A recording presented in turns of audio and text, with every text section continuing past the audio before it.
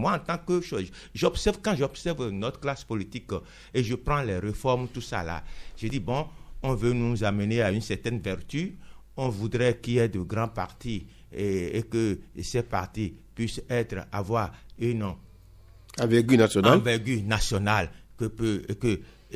on voudrait que les partis puissent former les militants, tout ça là. On voudrait que le peuple soit un peu comprenne ce que c'est que la politique, que le peuple soit ait un esprit patriotique, tout ça là.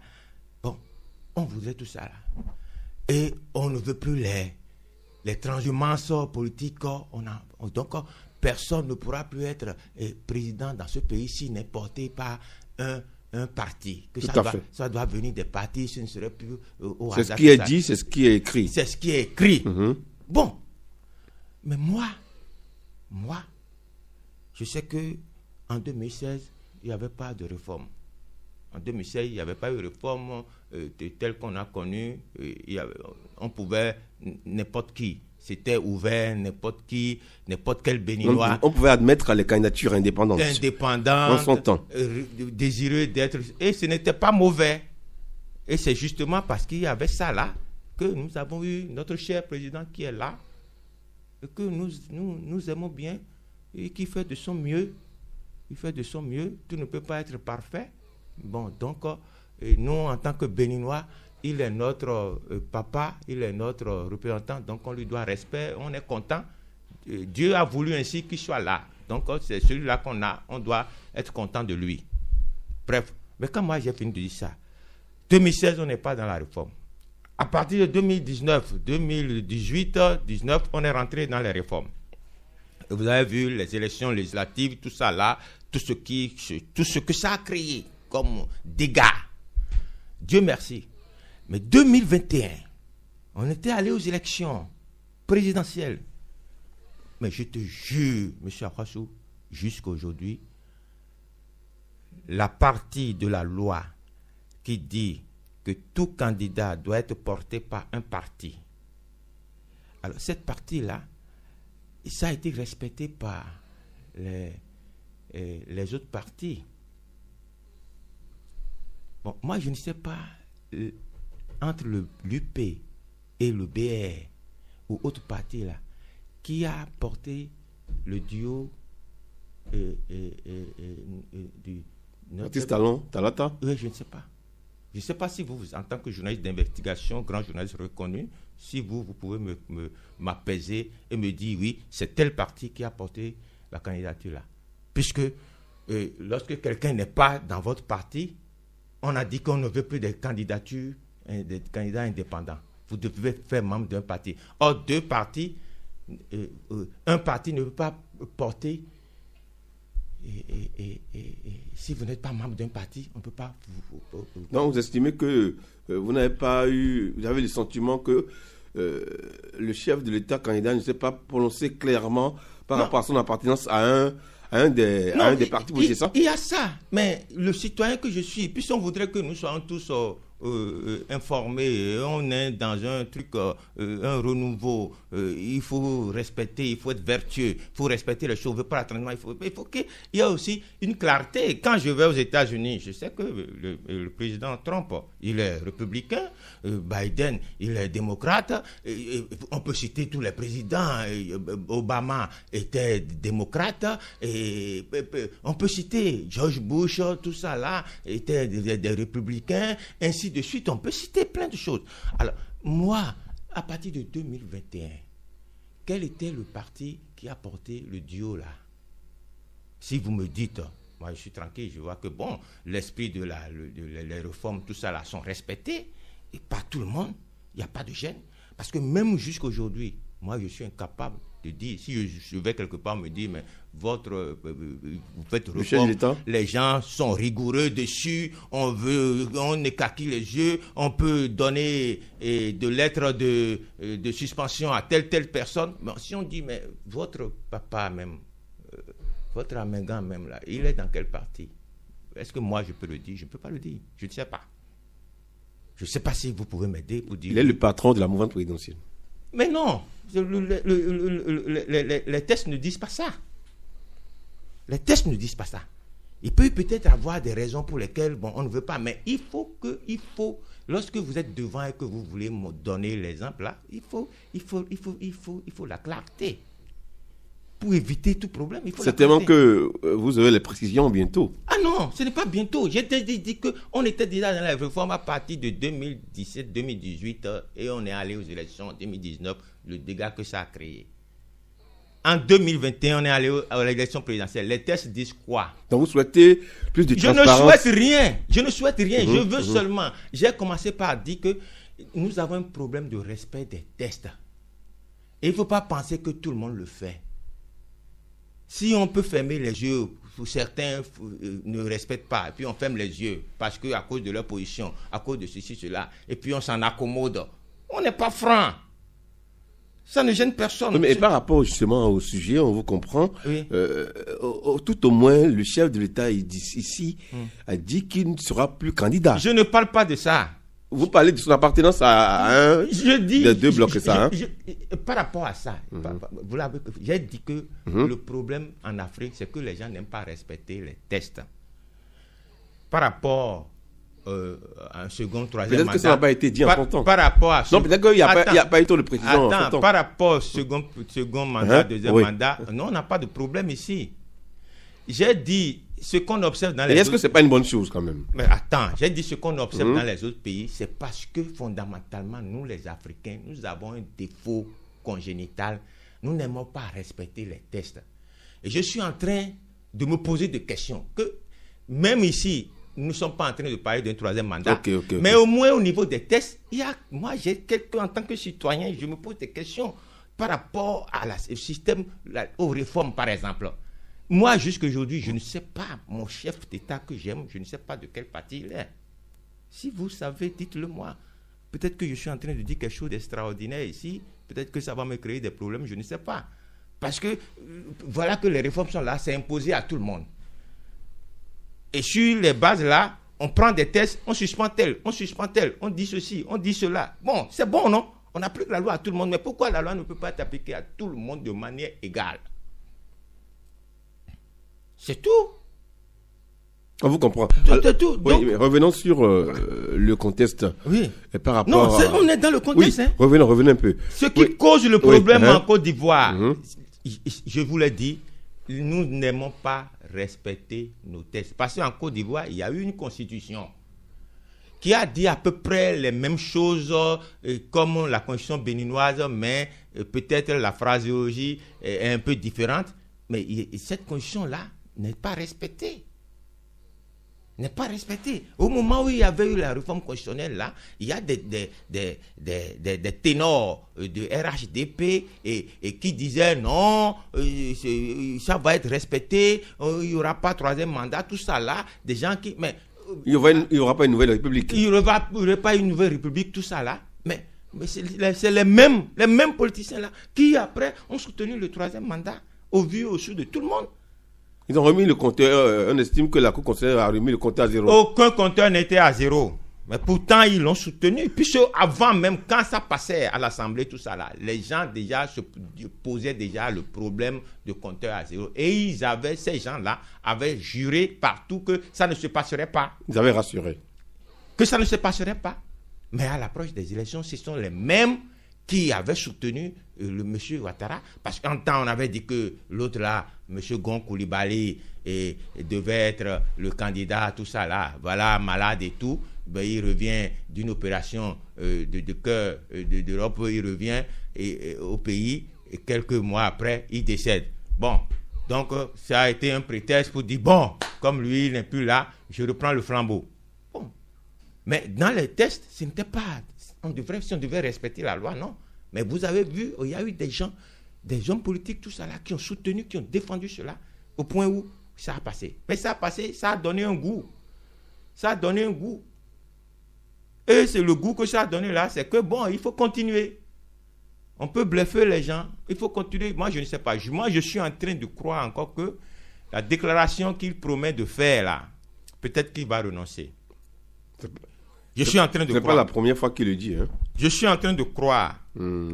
J'estime que je ne suis pas sûr qu'il va vouloir mettre son pays à feu et à sang. Okay, parce que tel que les choses se dessinent là-bas, où, bon, on exclut tout le monde. Le président Gbagbo qui était à La Haye, tout ça là, qui a été complètement lavé de tout défaut, qui est blanchi, on revient, on lui colle une histoire de vol, de braquage, de BCAO, tout ça là, et puis bon, on trouve un moyen pour le condamner, alors qu'on l'a condamné en son absence, donc par contumace, alors qu'on sait très bien qu'il était à La Haye, et bon, on le maintient là juste pour le disqualifier, pour qu'il ne puisse pas s'intéresser à la politique. Pourtant, celui-là, on l'a dégagé en tant que président. Celui-là, en 2010, là, si on devait faire chose là, mais on ne doit pas le traiter comme ça. On l'a dégagé en tant que président. Parce qu'il disait simplement en ce moment-là, recomptons les voix. Recomptons les voix. Je me rappelle très bien, j'ai tellement suivi sur cette affaire. Recomptons. Il a toujours dit qu'on recompte. On a dit jamais, on ne va pas recompter. Il y a l'ONU, il y a les autres pays européens, tout ça là, qui se sont ligués. Non, on ne va pas recompter. Soit tu dégages, soit bon, on ne recompte pas. Finalement, on l'a dégagé. Et voilà tout ce qui a suivi. Mais celui-là, maintenant, il a été blanchi sur le plan international. Il revient chez lui. On lui colle l'histoire de braquage de ci. Or, braquage en question là, il était dans le pays. Qu'est-ce qui s'était passé? Il était dans le pays où les gens... Parce qu'il y a beaucoup de banques étrangères dans le pays. Or, le problème en Côte d'Ivoire, les pays étrangers, ceux qui aiment nous contrôler, avaient pris parti. Donc, ils avaient intimé, donné des ordres à ces banques-là de ne pas payer les salaires. Alors, le chef de l'État a dit, mais comment? Vous êtes chez moi, banque... On vous dit de payer les salaires, vous ne pouvez pas payer les salaires. L'argent, ce n'est pas à vous, c'est l'argent de la Côte d'Ivoire. Bon, il prend un décret. Il prend un décret et puis il met en marche et puis il donne l'ordre, il les réquisitionne tous. Il dit, bon, vous payez ou vous ne payez pas. Et tout le monde, ils ont payé. C'est ce qui s'est passé. C'est pas qu'il a pris les amis, il est allé à la BCAO prendre l'argent. La BCAO même a dit qu'elle n'a rien perdu. Mais pourtant, on l'a condamné. 20 ans. Il vient, quelqu'un qu'on condamne à 20 ans, il se promène, il a garde-corps, il a tout. Donc vous estimez qu'il y a un problème en Afrique? Il y a un problème, il y a un sérieux problème. Il ne faut pas la politique, il manque un peu d'élégance. Et ce n'est pas une bonne image. Hein? Non, ce n'est pas une bonne image. Ce n'est pas une bonne image et j'espère bien que moi, je suis en train de... Il faut souhaiter que le Bénin va continuer à être une exception dans tout ça. Ah non, le Bénin, sur ce plan... On peut dire qu'il y a une exception. La seule chose que j'ai relevée, c'est ce que j'ai dit tantôt. Moi, j'ai un petit problème par rapport au respect des tests et par rapport à la réforme du chef partisan. Il y a un petit souci, il y a un petit flou à mon niveau. Mais sur le respect des mandats, tout ça là, bon... mais il ne faut pas oublier, en temps, le chef de l'État aussi nous avait promis qu'il allait faire en 5 ans le job en 5 ans. Il a répété plusieurs fois. Mais ça aussi, ça n'a pas été respecté. Il est vrai, ce n'est pas écrit, ce n'est pas la Constitution, puisque la Constitution ne lui demandait pas ça. Mais lui-même, personnellement, il avait dit plusieurs fois. Mais il a été obligé de ne plus respecter ça. Je crois que ça doit lui faire mal, mais le fait qu'il est resté aussi, bon, il a apporté un plus au pays. Bon, il a apporté un plus au pays quand même. Mais lui-même avait dit ça. Personne ne lui a demandé, c'est lui-même qui avait dit. Donc ça là aussi, le rappeler là, ce n'est pas manquer de respect à quelqu'un. Bon, donc... On souhaite que le Bénin soit une exception. Oui, le Bénin, depuis... Et que le Bénin continue d'être une exception. Depuis 1990, depuis juste après la conférence, on peut dire que le Bénin fait beaucoup d'efforts et on va féliciter tous nos responsables depuis le président Nicéphore Dieudonné Soglo, Mathieu Kérékou, le président Boni Yahi, le président Passy Talon. On les remercie tous. On les remercie tous pour avoir respecté malgré eux. Surtout le président Nicéphore Soglo. Je lui dis merci. parce que ce n'était pas facile pour lui. Après un seul mandat? Ah oui, et moi je me rappelle le jour-là, c'était chaud, hein? Ah oui, il n'était pas content. Il n'était pas content. Il n'en revenait pas, il n'était pas content, parce qu'il a fait un travail extraordinaire. Ceux qui ont vécu en ce moment-là, qui savaient jusqu'à quelle profondeur le pays était, quand on a fini la conférence nationale, et que le Premier ministre a commencé par travailler, 6 mois, 7 mois après, mais le pays, là, l'argent a commencé par couler à flot. Le président Mathieu Kérékou était toujours président de la transition. Il y avait le Premier ministre, chef du gouvernement. Mais le travail a commencé, mais le Bénin a repris en même temps. Pourtant, on était dans le gouffre. Et les 5 ans de M. Glo, mais c'était exactement ce que nous disons par rapport à M. Talon aujourd'hui. Des choses qui sont faites qu'on n'a jamais vues, tout ça là, c'était ça aussi. Parce que les premières rues pavées, tout ça là, c'est sous le Soglo. Au point où on l'a surnommé le maçon. Exactement comme ce que fait avec sa touche, avec sa manière de travailler. Puisqu'ils n'ont pas tous les mêmes manières de travailler. On voit une certaine élégance.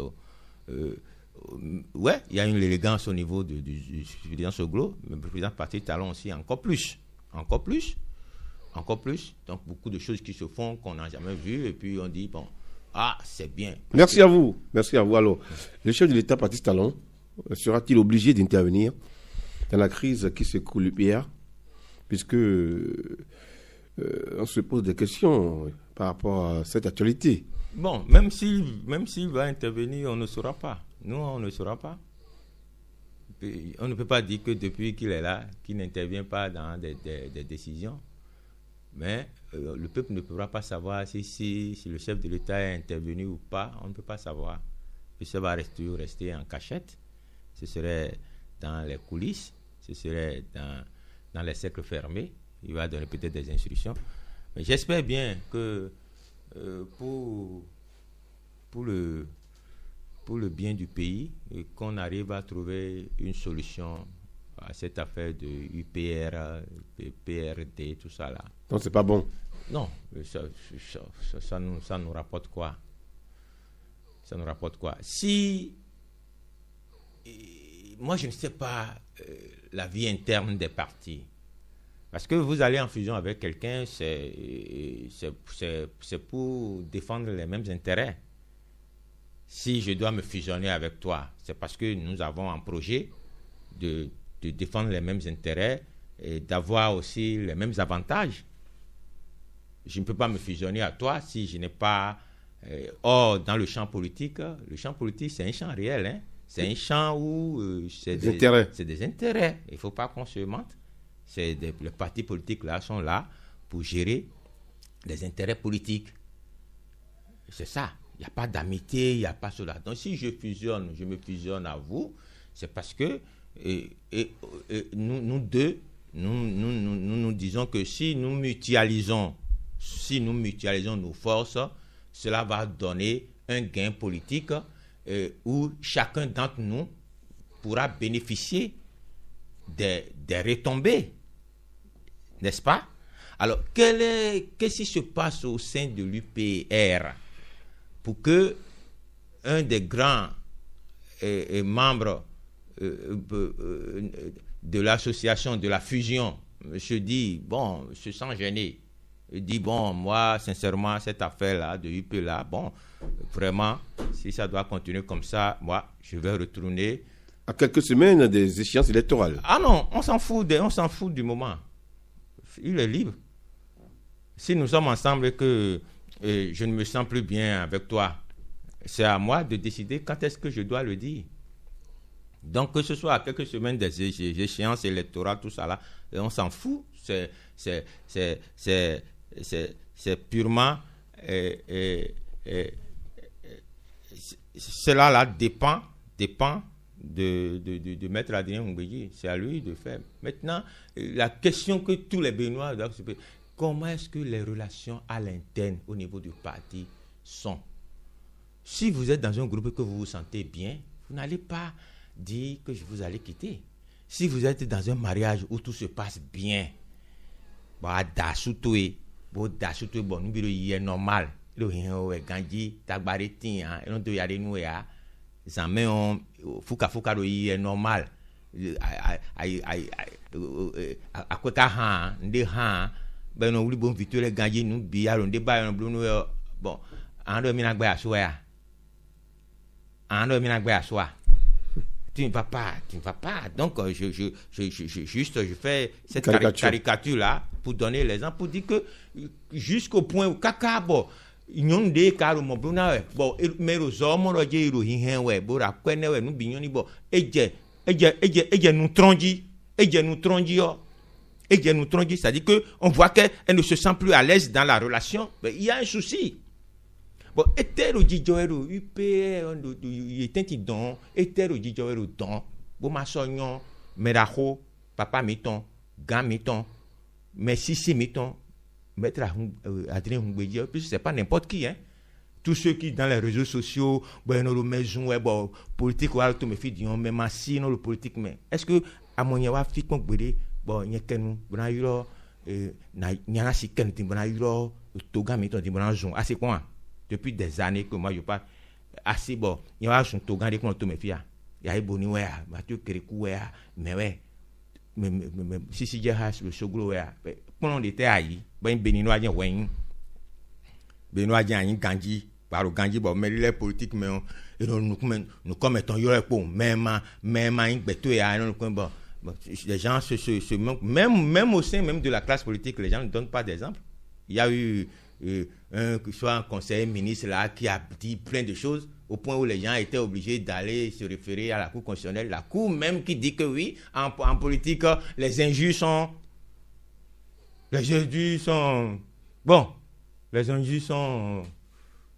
légion en politique. Bon, les injures, on ne peut pas manquer. Bon, est-ce que ça là, la moralité, l'éthique? Moi, je suis philosophe. Quelle est la morale qu'on met dans ça là? Moi, je ne peux pas me débarquer dans un studio et manquer de respect au chef de l'État qui est là. Je ne peux pas. Et prends mes mots et dis mes mots. Hein. Ça n'a pas de sens. Parce que tu ne vas rien y gagner. C'est pas ça la politique. Il est notre chef d'État, tu le respectes et tu connais ton couloir. De la même façon, il faut respecter les anciens. Tous les anciens. Mais ça n'empêche pas qu'on donne son avis. Mais non, tu donnes ton avis avec beaucoup de respect. Ok. Avec beaucoup de courtoisie. De courtoisie. Maître Adrien n'est pas n'importe qui. Je vous en prie. Ah, et nous collons citer le Tomefio et nous citer nous cotons. Que les gens veuillent ou pas. Parce que la politique est autre chose. Les gens vous jugent seulement au moment où vous posez des actions. Mais au moment où vous recevez des coups, là, personne ne sait. C'est quand vous commencez par réagir qu'on trouve que vous avez mal fait. Ceux qui vous suivent disent que non, vous devez faire ceci, vous devez faire cela. Bon, donc moi, la seule question que je me pose, que les membres de l'UPR, y compris Maître Adrien Hungbeji, notre patriarche respecté, respectable, y compris le patron de l'UP et tout ça là. Alors, c'est à eux de nous dire comment à l'interne là, ça se passe. Quels sont les avantages? Ils vous diront que c'est une cuisine interne aussi. C'est une cuisine interne. Bon, comment nous à chaque fois c'est que nous trouvons voici toi. C'est à eux de nous dire. Sinon, si vous prenez parti, vous prenez position, vous allez parler en l'air. Vous allez parler en l'air. Donc moi, je ne prends pas position sur cette affaire-là. Il est vrai, la dernière fois, le PRD, ils ont brandi, il y a une lettre qu'on a répondu au ministre de l'Intérieur avec des preuves, avec ceci, tout ça là. Bon, ça là. Donc c'est un problème qui doit être réglé entre eux. C'est à l'interne. Maintenant, si le chef... Et c'est possible qu'ils puissent trouver une solution. Absolument. Parce que je vous dis qu'en politique, c'est les intérêts. Mais ma blême, intérêt, ouais. Et le tout, intérêt, ouais. Intérêt. Alors, on est ensemble. Qu'est-ce que je gagne? Qu'est-ce que je ne gagne pas? S'il y a quelque chose, pour le parti, là, on doit se partager. Bon. Merci. Alors, les enfants, nous sommes en période des vacances. Hein. Oui. Faut-il accepter que nos enfants aillent chez d'autres familles pour passer ce moment de repos? Mais le sol au vice, mais les gars, et de tout. Parce que le monde est risqué. Le monde est risqué. Le monde est risqué. Mais confiance. Le monde est risqué. Et on va vivre dans la méfiance. On est obligé de faire avec. Je préfère garder mon enfant chez moi que de l'envoyer quelque part où je n'ai aucun contrôle. Il va revenir avec un mauvais comportement. Il va revenir parce que quelqu'un l'aurait défloré là-bas. Bon, et s'il donne ouéa. Bon, si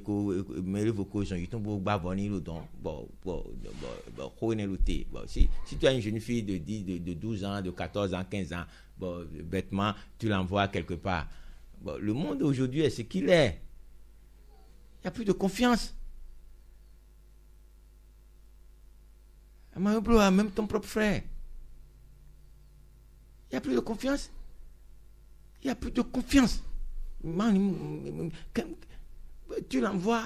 Donc, vous voulez dire que la crise morale est profonde. Elle est profonde.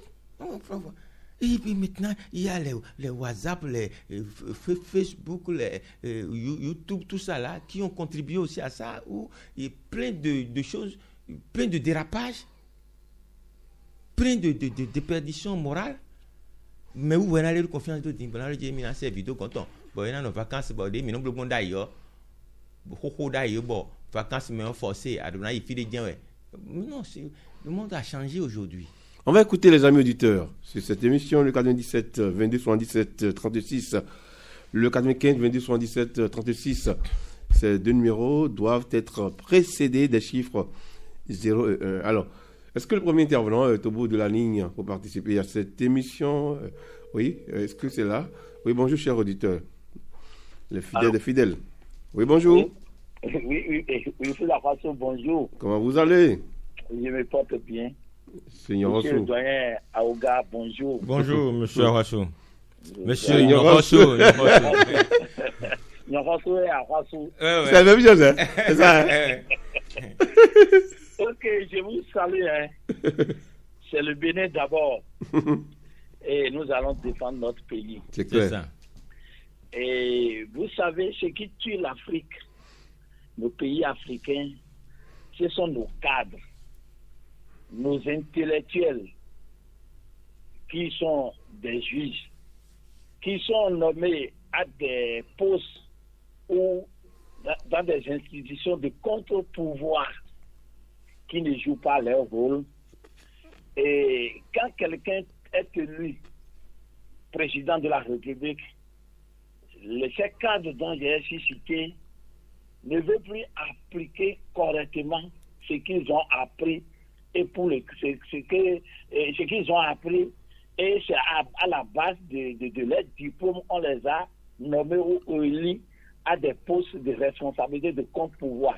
Et maintenant, celui qui est élu est devenu le plus fort. Et eux, là, ils font tout pour l'accompagner. Alors que j'avais déjà dit sur une chaîne internationale que nos juges africains n'ont qu'à prendre l'exemple de l'Europe, parce que nous voulons copier les Européens. Vous avez vu ce qui s'est passé en Amérique. Donald Trump a des problèmes partout devant la justice. Tout à fait. On ne l'a jamais recalé pour les élections. Tout à Malgré fait. ça, il est parti aux élections parce que ce qu'il a fait, pour le moment, on ne l'a pas jugé et il n'est pas encore fautif. Mais si c'était en Afrique, rapidement, il est déjà recalé. Vous voyez ce qui se passe en Côte d'Ivoire. On vient, on enregistre quelqu'un, on refait pour recaler les candidats, les vrais potentiels sans les challenger, on les recale.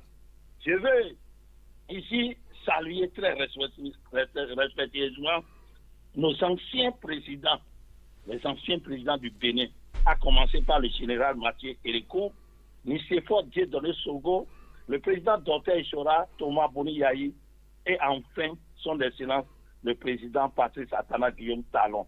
Ce sont les 10 filles du Bénin, les filles de Bianzé, Gezo, Akaba, Théagbanin et Tofa. Ils ont rigoureusement pris la décision de respecter la constitution de leur pays, le Bénin. Ce qui se passe en Côte d'Ivoire n'honore pas l'Afrique. Et je crois bien que cela n'arrivera pas au Bénin. Et c'est pour cela, pour que cela n'arrive pas, que l'actuel président, son Excellence Patrice Talon, a corsé encore notre constitution en son article 42, que nul ne fera plus de 2 mandats. Bravo à eux tous. Et bravo à son Excellence Patrice Talon qui a encore corsé. C'est clair. Voilà. Donc, faisons tout pour préserver notre pays. Parce que la paix est au-dessus de tout. Je suis dans une ONG, on dit notre credo est que poser et faire poser les actes pour la préservation de la paix. C'est notre credo. Vous voyez, donc la paix est plus que tout. Puis il n'y a pas la paix, maintenant nous ne pouvons pas parler. Vous pouvez avoir des millions, des maisons, vous allez laisser ça et aller dormir peut-être dans la bourse. Que cela n'arrive pas. Pour la crise entre les PRD et l'UPR, je crois qu'ensemble, on est plus fort. Ce n'est pas à nous de prendre des positions parce que nous ne savons pas les dessous. C'est ce que nous attendons, Mais ce qui les divise, nous ne le savons pas. Mais nous allons prier pour eux que quand ils seront ensemble, ils seront plus forts. Mais la séparation n'arrangera pas ni le PRD ni l'UP. Donc, s'ils veulent toujours gagner, mais chacun sait ce qu'il cherche. Et en politique, c'est d'abord le jeu des intérêts. Que les intérêts de chacun soient sauvegardés. Je m'arrête là pour ne pas... Merci à vous. Merci. Bon début de semaine à vous. Merci à vous, Sébastien Yorossou. Un autre bonjour, cher auditeur. Oui, sur le 95 22 77 36. Oui, bonjour, cher auditeur. Bonjour. Oui, Philippe. Bonjour, l'un des fidèles. Bonjour à vous, monsieur Zachary Gouneti. Zachary Gouneti. Monsieur Zachary Gouneti, nous vous écoutons. Oui. Ce qui se passe en Côte d'Ivoire et la singularité du Bénin. Il faut saluer cette magnanimité des Béninois, la grandeur d'homme. C'est de ça qu'il s'agit. Une grandeur de conscience, grandeur d'âme. C'est de ça qu'il s'agit. Au finish, les Béninois se rendent compte de d'où ils sont venus et où ils veulent aller. C'est de ça qu'il s'agit. Sinon, on aurait déjà balancé dans cette affaire de 3e mandat, 4e mandat là. Les gens se ravissent très tôt. Et c'est de ça qu'il s'agit. Vous avez vu ce qui se passe en Côte d'Ivoire. Lui, on avait qualifié de Burkinabé. Et c'est contre lui qu'on a sorti le concept d'ivoirité. Et lui, finalement, il est allé au pouvoir. Et il écarte les champs. Et c'est lui qui trouve que c'était les champs ivoiriens. Au-delà de tout là, quand tu vois le mal de l'Afrique là, tu regrettes d'être africain, quoi, d'être noir africain. C'est comme s'il n'y a plus de honte, quoi. C'est-à-dire que parfois j'ai honte d'être africain. Parce que c'est ce qui se passe. Les textes, nous ne les respectons pas. Quand tout à l'heure, M. Aouga parlait, je le suivais religieusement. Quand ils ont mis la réforme du système partisan, je me rappelle, à la naissance des UPBR, il y a quelqu'un, un membre influent de l'UP, actuellement préfet, dans une émission. Il a dit ce que nous sommes en train de faire, c'est comme aux États-Unis, où chaque parti va sortir un candidat. Et je lui ai dit, je vous prends au mot, en 2021. En 2021, qu'est-ce qui s'est passé? Qu'est-ce qui s'est passé en 2021? On a échoué la réforme. Il faut avoir le courage de le dire. On a échoué cette réforme-là. Et c'est là où il n'y a plus de confiance. Et tout le monde perd confiance. Plus personne n'a confiance en personne. Nous avons échoué ça. Et on apprête encore à l'échouer encore en 2006. C'est ça qu'il s'agit. Quand il y a des tests, il faut que tout le monde respecte les tests. C'est le non-respect des tests-là qui fait que nous avons cette dérive-là que nous observons et que nous déplorons. C'est ça qu'il s'agit, oui, Fédération. Il faut que nos dirigeants aient la tête sur les épaules et qu'ils ne se laissent pas aller à la manipulation des gens qui sont autour d'eux. Que les tests soient respectés. Et nous allons soigner notre image. Malheureusement, on s'en fout. On n'a pas honte. C'est comme si la honte n'a pas existé sous nos cieux et puis personne n'a honte d'avoir honte. C'est de ça qu'il s'agit. Donc, je dis encore, Si nous, on n'a pas balancé dans cette affaire de troisième mandat, la quatrième mandat, là, ce n'est pas notre magnanimité, la grandeur d'âme du peuple béninois. C'est ça qui fait qu'on est encore là. Et ça va se passer. Le président Talon, il a hérité du pouvoir de quelqu'un, non? Et lui-même, il sait qu'il a le premier béninois à savoir qu'il doit passer la main. Pourquoi vous agitez cette affaire de troisième mandat là? C'est des débats de caniveau. C'est maudit même à la limite. Je passe au deuxième sujet. Et la crise au sein de l'UPR. Nous sommes unis dans un contrat de mariage. Ok? Nous sommes des époux. Il y a toujours des petites compromissions au sein des trucs. Mais quand ça grogne là, il faut que les époux s'écoutent. Et quand l'un n'écoute pas l'autre, et l'autre finit pas parler, et c'est là où on va au tribunal pour déposer le divorce. C'est de ça qu'il s'agit. Il y a quelque chose qui ne va pas dans ce mariage-là. J'ai suivi une vidéo d'un journaliste avec un membre influent de l'UP. Il dit qu'il y a des dôles. Quand il y a des dôles, ça veut dire quoi? Ça veut dire qu'il y a une nullité de ce mariage-là. Il y a des choses qui compromettent dangereusement et que tu dois être remis en plat. C'est de ça qu'il s'agit. Au début de cette crise-là, on a laissé aller. On a insulté des gens incapables, des incapables sont venus insulter Maître Adio Mouji. Des gens de rien du tout sont venus. Et personne n'a dit arrêtez avec ça. Au contraire, la Cour a dit que c'est possible. Vous voyez ce que nous sommes. Et maintenant, quand le mois est arrivé, au-delà de tout là, le PRD, l'UP là, ils n'ont qu'à se présenter devant les tribunaux. Le plus tôt serait le mieux. Parce que c'est les tribunaux, même ce que le président Talon va dire. Le président Talon n'a rien à dire là. Et on n'a qu'à aller devant les tribunaux, et on va régler, et que la justice soit rendue. C'est de ça qu'il s'agit. Oui. Oui. Merci beaucoup. Hein. Oui, monsieur. Pas en vacances? Oui, les vacances. Oui. Oui. Aujourd'hui, les vacances ne sont plus ce qu'elles sont. Qu'elles étaient. Personne ne vient envoyer son enfant en vacances. Et les gens refusent de prendre des vacanciers.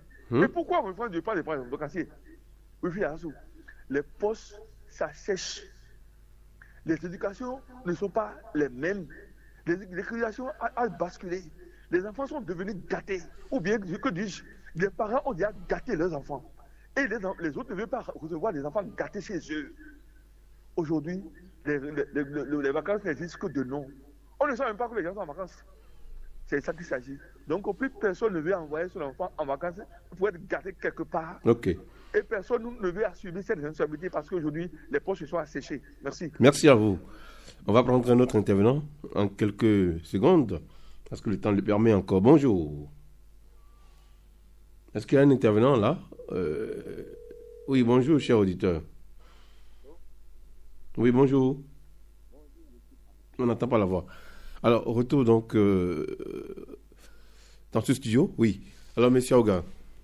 Oui, je salue tous les intervenants. Je crois qu'ils ont contribué énormément. Et je crois que ce que je disais, ça a été clarifié par les intervenants.